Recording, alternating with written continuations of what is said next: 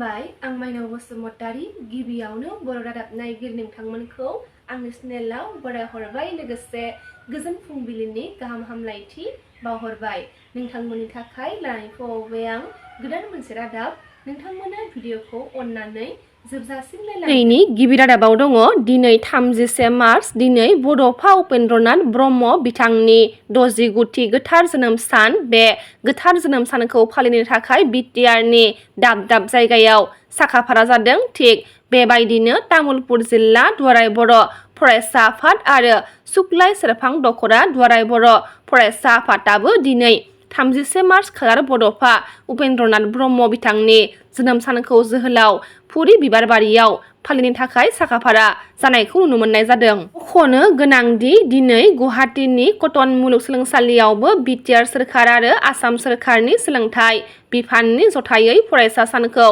सेथि बड'फा उपेन्द्रनाथ ब्रह्म गोसोखां बिबुंथि हाबाफारि खुंफुंगोनखौ मिथिनो मोननाय जादों। फैगौ एप्रिल दाननि 4, 5 आरो 6 अक्ट' खालि ढुकुवाखानायाव जानो गोनां आसाम साइन्स ससाइटिनि 55थि जथुम्मायाव बाहागो लानो थाखाय आसाम साइन्स ससाइटिनि सोद्रोमाफोरनो सानथामनि थाखाय बन्द फोसावदों आसाम सोरखारा। डक्टर अनजालि दैमारि बिथाङा बिपिएफ दोलोनि नेहाथारि आरो प्राइमारि मेम्बारशिपनिफ्राय ओंखारनो रिजाइनेसन लेटार गथायबाय। अनजालि दैमारि बिथाङा थांनाय 29 मार्चआव बिपिएफ दोलोखौ नागारनायनि आर'ज बिलाइखौ बिपिएफनि आफादगिरि हाग्रामा महिलारि बिथांनो गथायनायखौ नुनो मोननाय जादों।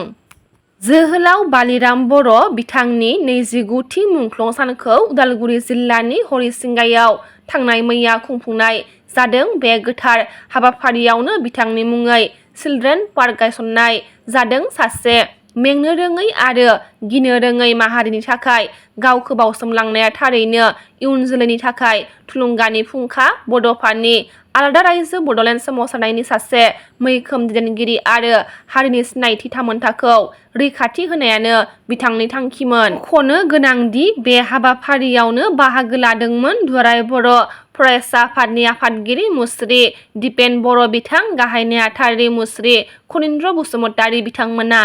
जोहोलाव बालिराम बर' बिथांनि 29थि मुंख्लं सानाव बिटिआरनि इएम दावबायसा बर' बिथांनि गिदिर आरो बाखनायथाव फोसावनाय गावनि भेरगाव बियाबनि सिंनि एबसु एनडिएफबि आरो बिएलटिनि मुंख्लं नखरनो सलार आरो मुंख्लं नखरजों लोगोसे बियाबनि गोरिबसिन थाखोनि नखरनो इ-रिक्सा राननानै होनाय जागोन होनना फोसावदों आरो बे मोजां फोसावथायखौ बैसागुनि सिगाङावनो मावफुंनाय जागोन होननानै बुंथिदों इएम दावबायसा बर' बिथाङा।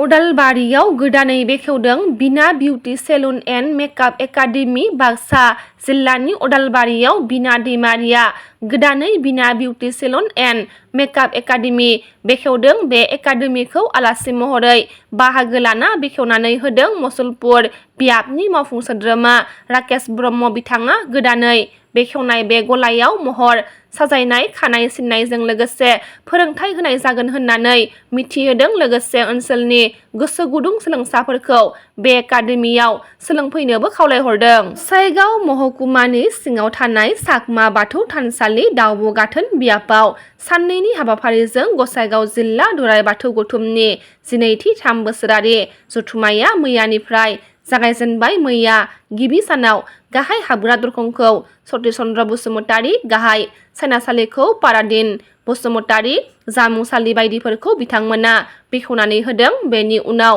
गुबुन गुबुन जायगानिफ्राय नुजाफैनाय थान्दैफोरखौ आजावनाय DWC मेल बाथौ आर'ज बायदिफोरा जानानै थाङो। दिनै जोबथा सान गुबुन गुबुन हाबाफारिजों लोगोसे मोनसे गेवलां मेलबो खुंफुंनो साखाफारा खालामनायखौ मिथिनो मोन्दों। बे गेवलां मेलाव बाथौ धोरोमनि गोबां बाथ्रा सावरायनाय जागोन। बेनिखायनो दिनै जानो गोनां गेवलां मेलाव बाथौ सिबियारि गासैबो रायजो राजाफोरखौ लैहोर लैहोर फैनानै बाहागो लाफैनो थाखाय खावलायहरदों खुंफुं आफादा। नि रादाबा एसेनोसै गाबोन फिन गोदान रादाब लानानै लोगो मोनगोन। नोंथांमोना भिडिअखौ जोबजासिम नायनायब्ला अननानै लाइक, शेयार, कमेन्ट लोगोसे साबस्क्राइब खालामनानै होदो। गोजोन्थों।